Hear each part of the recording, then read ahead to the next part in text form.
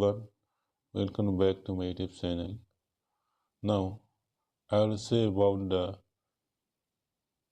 epigenetic principle. Epigenetic principle means what? Let's discuss. Epigenetic principle, a theory in biology. Developmental involves differentiations of an initially undifferentiated entity. This principle says that we develop through a predetermined unfolding of our fertility in 8 stages. Our progress through each stage is in fact determined by our success or lack of success. In all the previous stages, each stage of developmental depends on the manners in which the previous stage was passed, and in turn the present affects the future stage of developmental. Erikson likened the developmental of each stage to the unfurlings of a rose bud in which is petal often up at a certain time, in a certain orders, as determined by genetics. If we interfere in the natural order of developmental by furlings, a petal forward prematurely or out of order, we ruin the developmental of the entire flowers. Each stage involves certain developmental tasks. Although Erikson follows Freudian's tradition by terming the conflict that arise as crises, they are more drawn out and less specific than the term implies. The child in a grammar school, for example, has to learn to be industrious during that period of his or her life, and that industrious is learned through the complex social interaction of the child with the school and family. The various texts are referred to by two terms opposite to each other. For instance, the infant text, for example, is called trust versus mistrust. Erikson found out how a child learns to trust or mistrust in terms of interactions with mother or the caregiver. He made it clear that it is a balance the individual must learn, that is to trust and mistrust, so as not to grow up to become gullible fool. Each stage has a certain optimal time as well. It is no use trying to rush children into adulthood, as is so common among people who are obsessed with success. Neither is it possible to slow the fate, nor it is possible to protect children from the demand of life. There is a time for each task, and a child faces it when the time comes. If one of the stages of life is managed well, we carry away a certain virtue or psychosocial traits, which will help us through the rest of the stages of our life. On the other hand, if we do not know those so well, we may develop maladaptations and malignancies, as well as endanger all our future development. Malignancy is the worst of the two and involves too little of the positives and too much of the negative aspect of the task. As for example, a person who can not trust at all. Maladaptation can also be on the positive side, that is, to much of the positive and to little of the negative. Such a person trusts too much, and this will suffer a great deals. Development, he says, is a function of the epigenetic principle.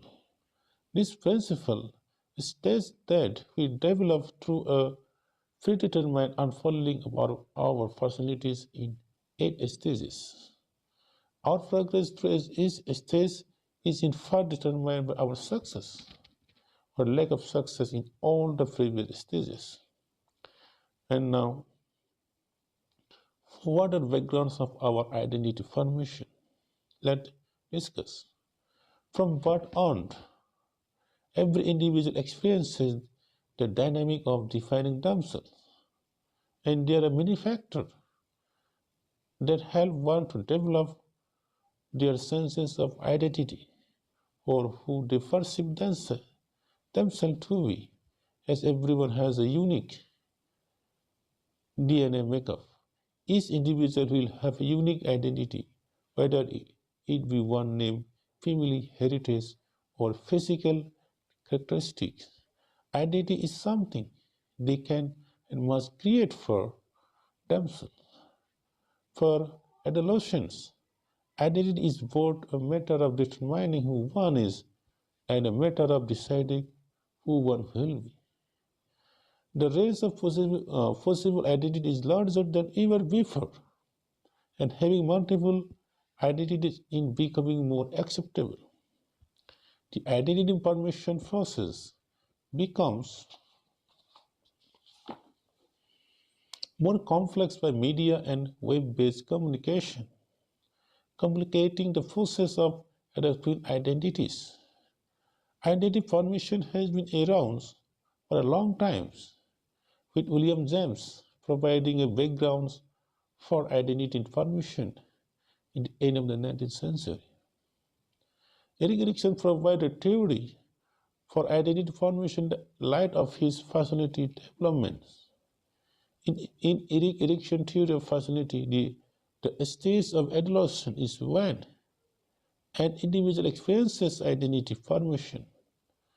Erik theory, although based on Freud ideas, tend to be more psychosocial than Freud psychosexual orientation.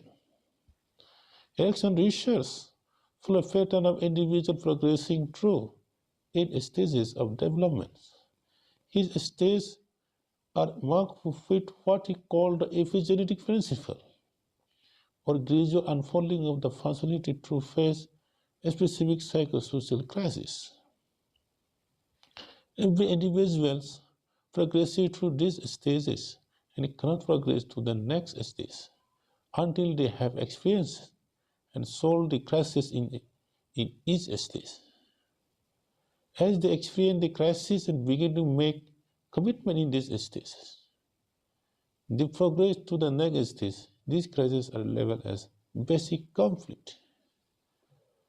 Then next, when trying to understand health and growth in Ericksonian terms, one must remember that the epigenetic principle guides growth and development. Erikson described it as the principle that anything that grows has a ground planes, and that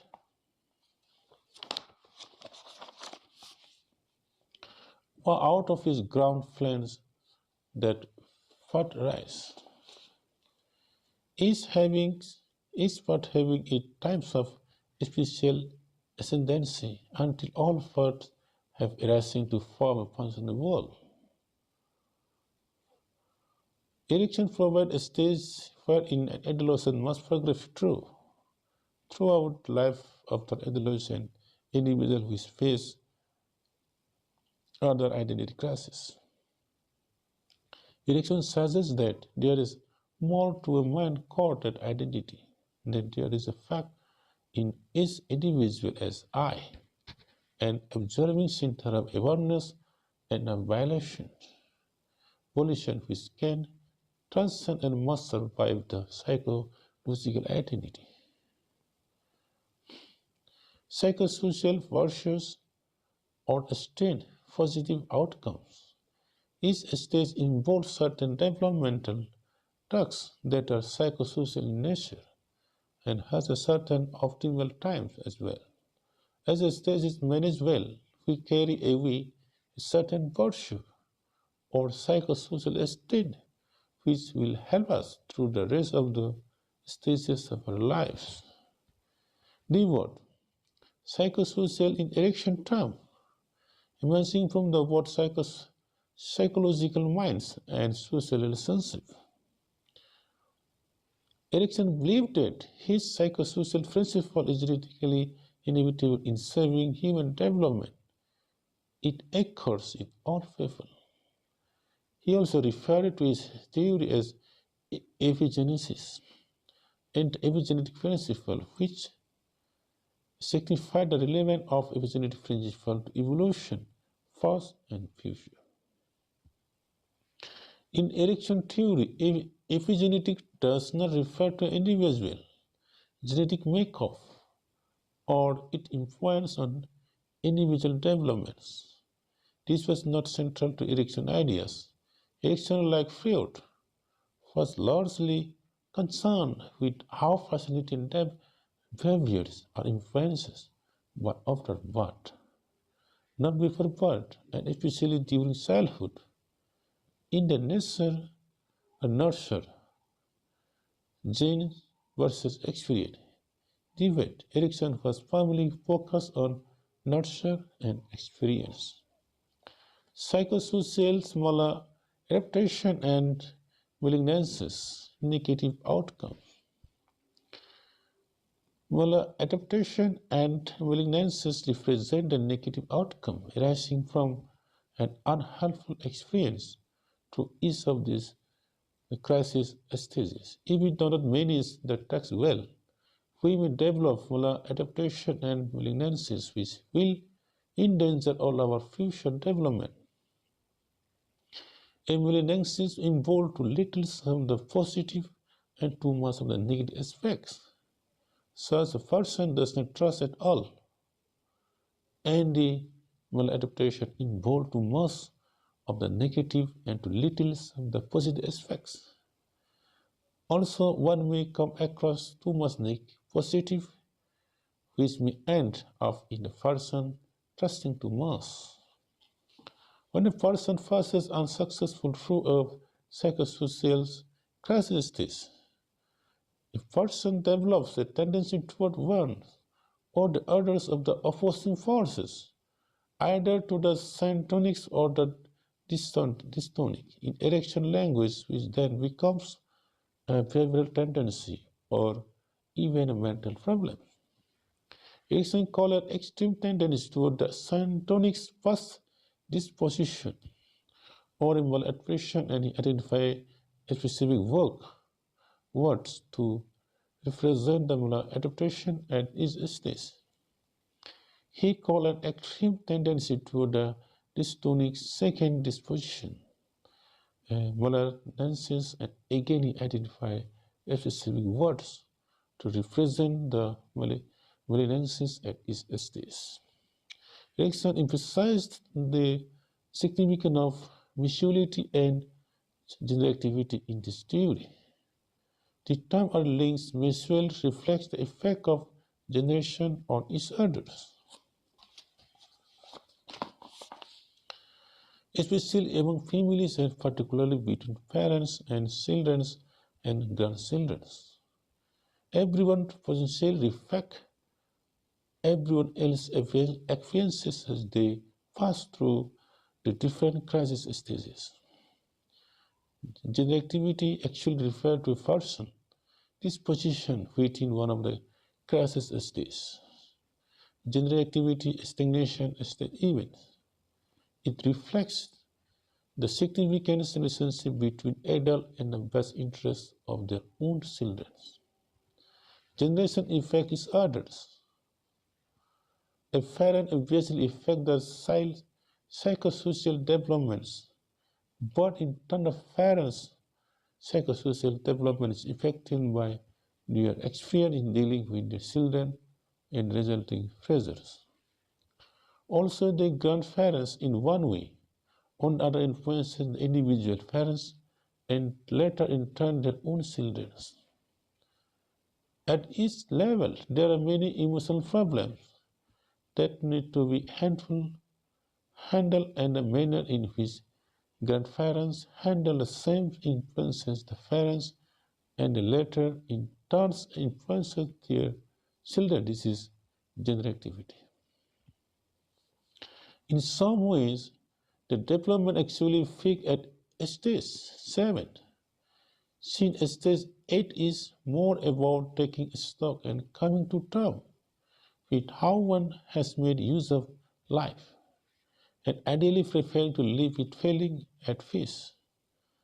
The perspective of giving and making a positive difference for future generation echoes Erikson humanitarian philosophy, and it is this perhaps more than anything else that enable the individual to develop such a powerful concept. Thank you.